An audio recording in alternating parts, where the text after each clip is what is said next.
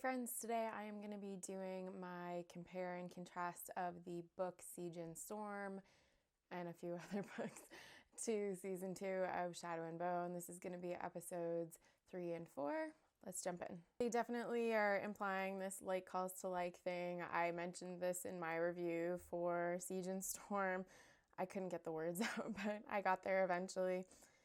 We meet the hummingbird, aka the boat plane, in a pretty different way in the book. It's a pretty big shock to Alina and Mal. They board it when they are approaching the shores of Ravka, and they don't really know what's going on at this point yet. In the book, Alina freaks out that she's being tricked into going into the fold. Like, this is not a scenario that really takes place.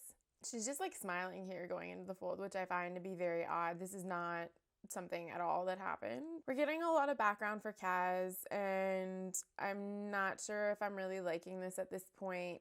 I kind of wish they would have reserved more of the crow stuff for the crows. The Bagra scene with the Darkling was good, but again, not in the book because the book is 100% from Alina's perspective, so we're not really seeing what's going on with other characters like the Darkling.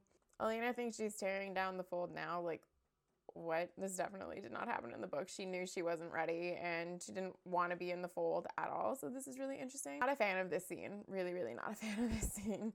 In the book, they land on the beach and are quickly surrounded by the army. While they're in the fold, Alina sees the face of the Darkling and freaks out, and that's what causes her to stop casting her light, which, like, also, why is her light not gold in this show anymore? I find that really weird. But we see how they show up on the beach. The army shows up. This isn't too dissimilar from the book. She did punch Nikolai, so that is correct. David being with Genya and the Darkling is completely different from the book. In the book, David is still at the little palace in Al's Alta, where he is reunited with Alina when Alina makes her way to Al's Alta, so I guess that's not happening. David also heard rumors of the journal and tells Alina this in the book. So this place that they've gone to that is not Al's Alta, I believe is from Ruin and Rising. So they're like really pulling from all of the books now. So that's a little different. In the books, Alina isn't friend with Nadia, and well, she's like friendly-ish, but she never really got along with Nadia and Marie. So it's fine that they've made them friendly in the show. I'm fine with it. But her brother, Adric, is introduced way later in the book than now. But it seems like we're kind of rushing through things really quickly at this point.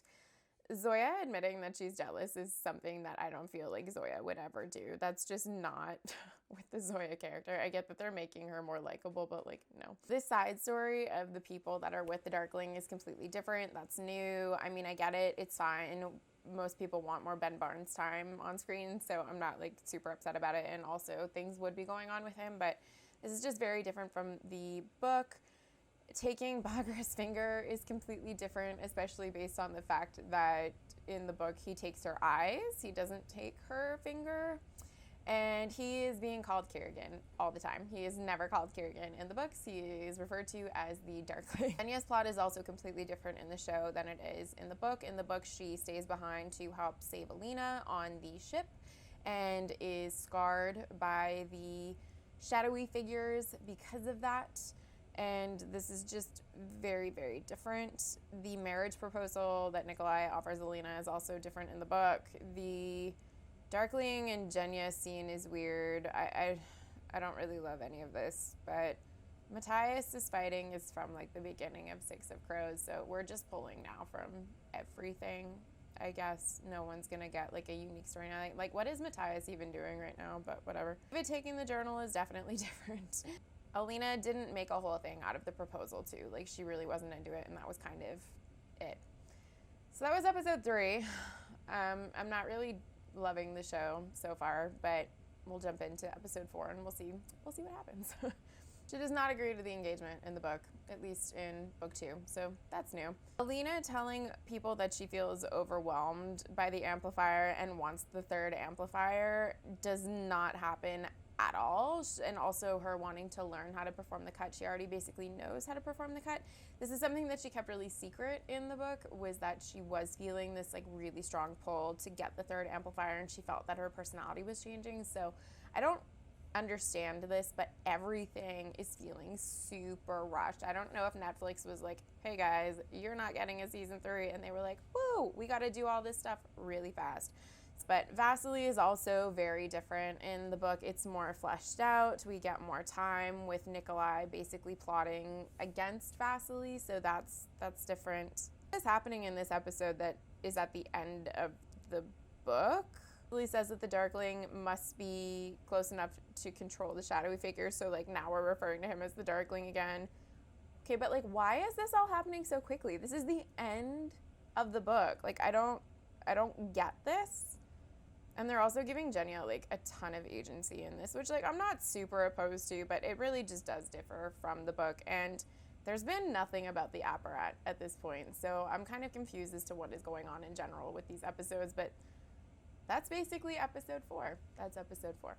I don't really know what their plan is here, but a lot of it seems very out of sorts. I'm not really loving how they're pulling from Siege and Storm, Ruin and Rising, Crooked Kingdom, and Six of Crows. It seems like a lot of stuff is happening, and they're rushing through things in a way that I don't think makes sense, and they're also compromising of what the story could look like later on. So all in all, I'm not loving it, but we'll see what episodes 5 and 6 have in store and go from there and hope for maybe a little bit better. If you would like to help support me and let me know what you're thinking about the show at this point, you can leave me a comment down below. You can also hit like and subscribe. If you'd like to follow me on Instagram, you can find me at Fantasy Awash. And as always, I will see you next time. Bye.